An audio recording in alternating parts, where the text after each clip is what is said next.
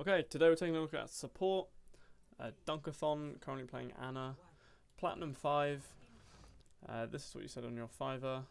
I'm sharing an exceptionally short game with you and I'm hoping you have guidance on the specific scenario and what it feels like for a one-sided stomp. How do I bring the kind of value necessary to turn the momentum?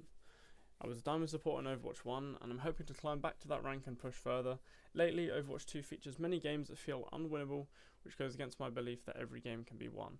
I would love some guidance on how to become a better playmaker in the match, and any tips on aim, technique, heal priority, utility, etc. would be appreciated. Okay, awesome. I'll just start off the bat by saying usually games are easier to coach where they're like you only just lose or you only just win, because it's much easier to point out small mistakes that make a big difference. This is going to be a pretty tricky game, I'm going to assume, but we'll get to it. I'm just going to turn down my game because it is very loud. Okay.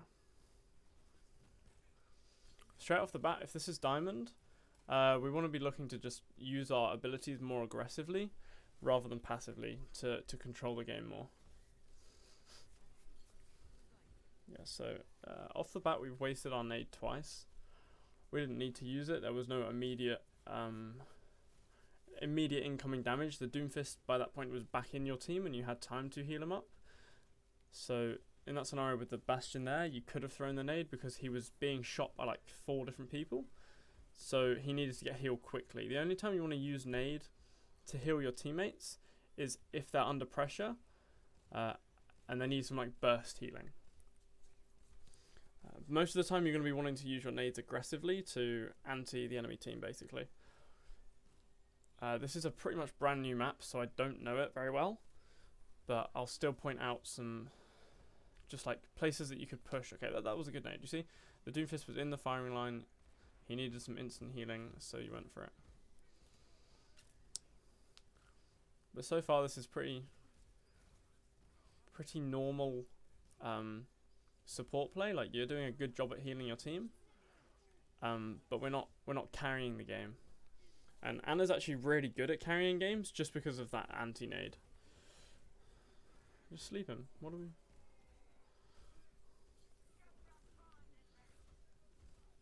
Nice try to be aggressive there. We missed the nade. I don't know why we didn't sleep him, but no worries, no worries. So yeah, we've lost 2 fights now. We need to be thinking, okay, something's not working here. What is it? We've used our nano and we still lost the fight.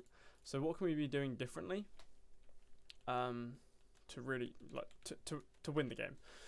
So number 1 is going to be, you could take an angle, for example, up here.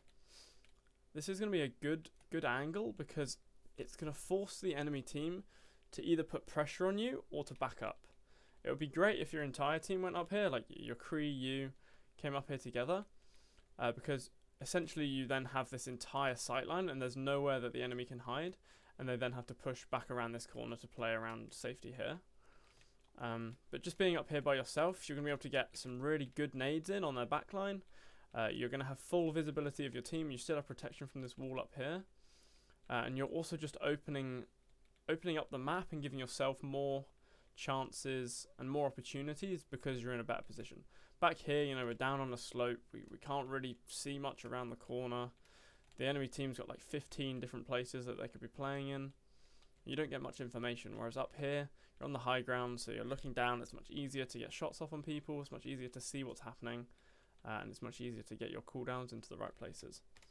So one thing, definitely 100% positioning. Even here, we went in this room for one little bit, but this is actually a great place to be annoying.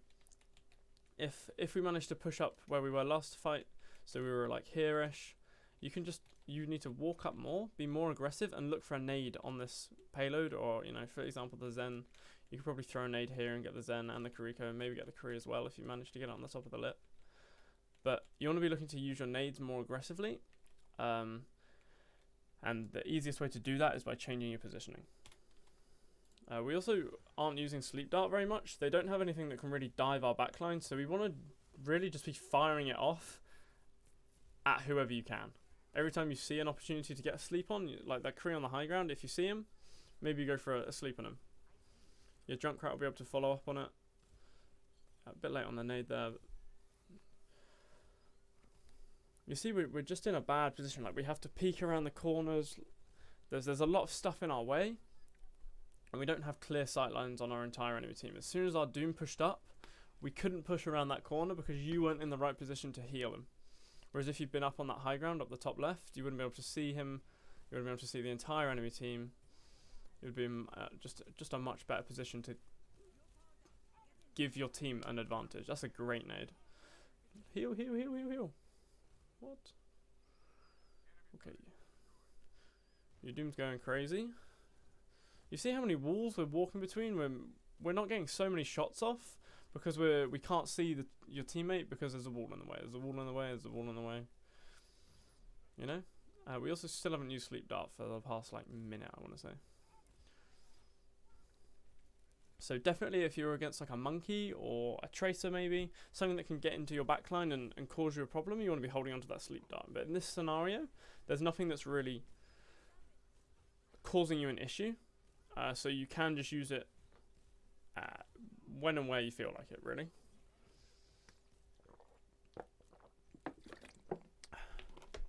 You got to remember, every hero you play, you want to be getting the most value out of your cooldowns as possible. So by not using this sleep, you're just wasting that ability. You might as well just play Ana with just a nade and never have a sleep because you're not using it, right? You might as well use it to try and get someone to sleep. And then if you land to sleep, for example, if the Stigma dropped his shield and you threw a random sleep and it hit him, and then you've got a free nade on their entire enemy team, or at least the Sigma, and your team can follow up on it and you can push in on it, and you've controlled the tempo of the fight just by hitting that random sleep that you fired off that probably wouldn't hit anything, but did, rather than just not using it at all.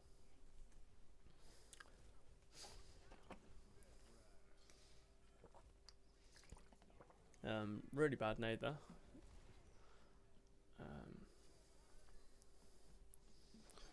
So yeah, you want to be just more aggressive with your positioning.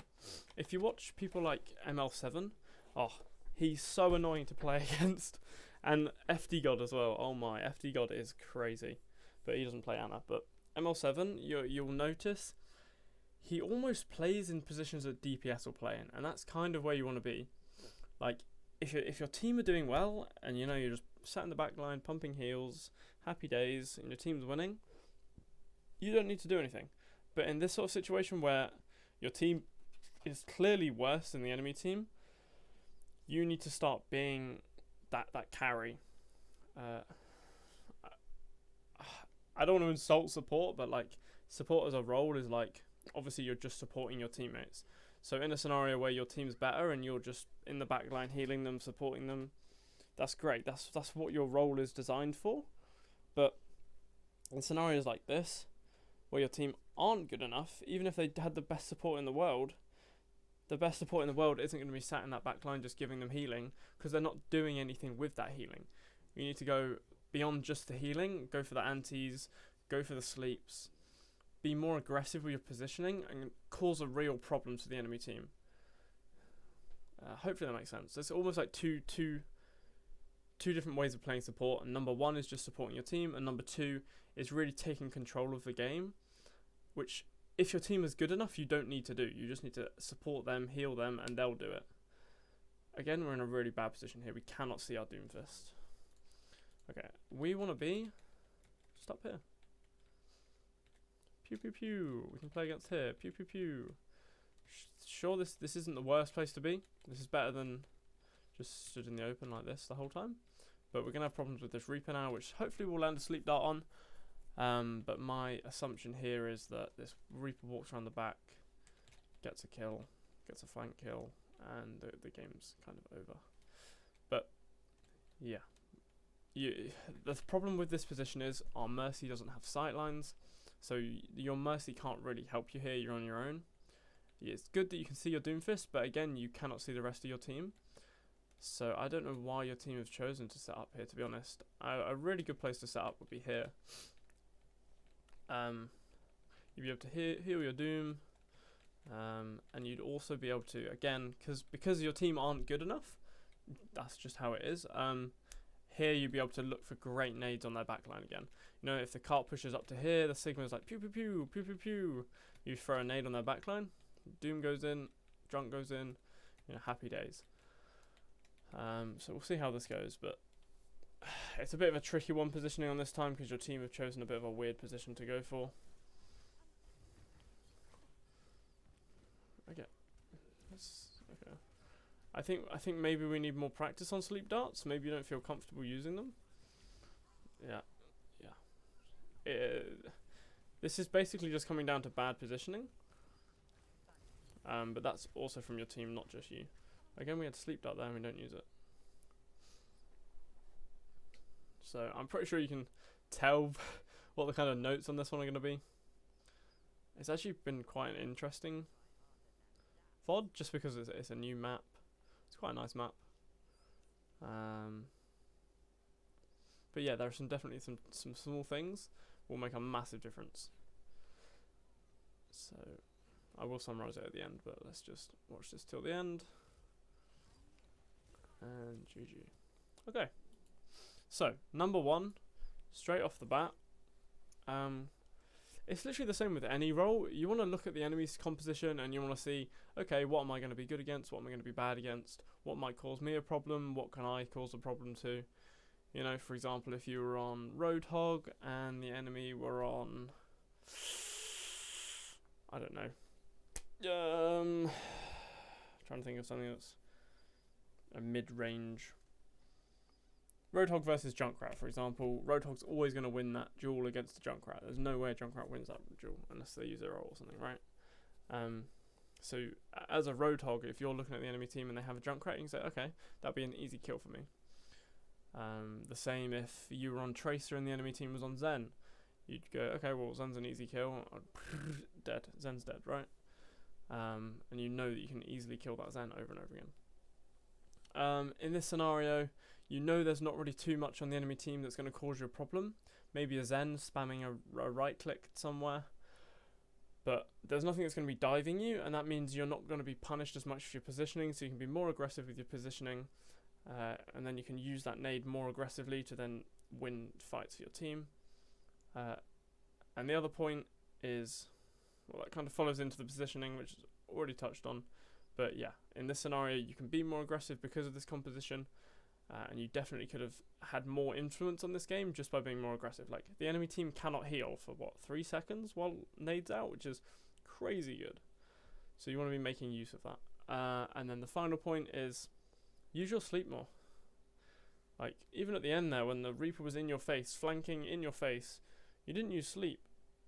You used it once, you hesitated, and then you used it, and then, I can't remember what happened, but you got it up again and you didn't use it. So clearly you're not using sleep enough. Maybe you're used to just saving it for like a monkey or a tank, but you want to be using your cooldowns as much as possible while still getting value out of them. And in this composition, you're not going to be getting much value out of your sleep by holding it, so you just want to just go for it, really. So yeah, hopefully that all made sense. If you do have any questions, you can always send me a message on Fiverr. Even after the order's delivered, you can still send me questions. So if you do have anything, just let me know. Hopefully I didn't go too quickly on this one. I'm trying to kind of speed up the information because sometimes I just repeat myself over and over again. So hopefully this was okay.